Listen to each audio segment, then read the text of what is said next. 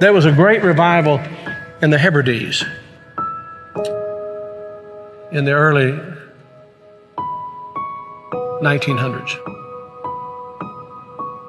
Began to moved up to the pleading for it into the 40s.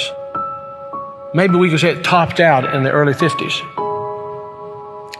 Two old women, one was 84 years old and one was 82 years old. One was blind and one was humped over so badly with spinal stenosis, just arched over.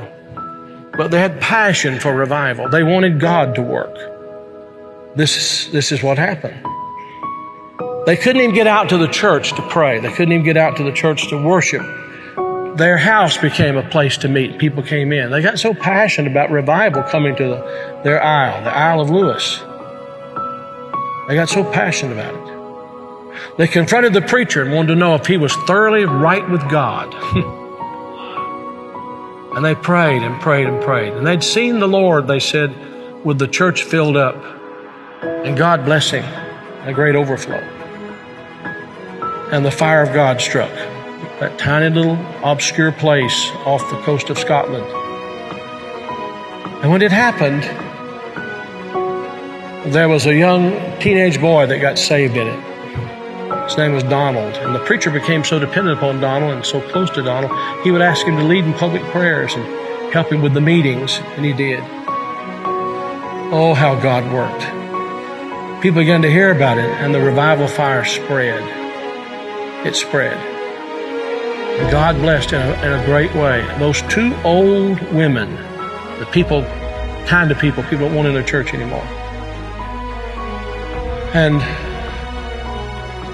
from that same island, there was a young girl who was a cousin to Donald Smith, who immigrated to America. Her name was Mary Ann Smith McLeod. She came to America and in 1936. She met a man named Fred, and they were married. They fell in love. They were married. God blessed in a great way. And those old women were her aunts. And they came out of that fiery revival, They really experienced revival.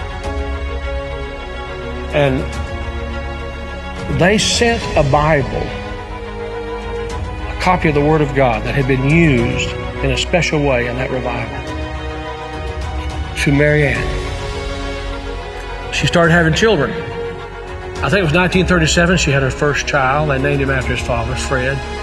Then she had her second child, named after herself, Mary Ann. Then she had her third child, Elizabeth. Then she had her fourth child. And she was so impacted by this teenage boy God had used in that revival of the Hebrides. She named him Donald.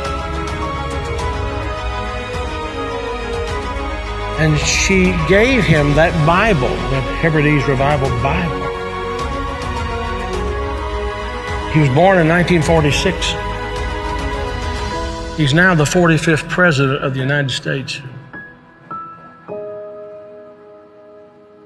And that Revival Bible is in the Oval Office.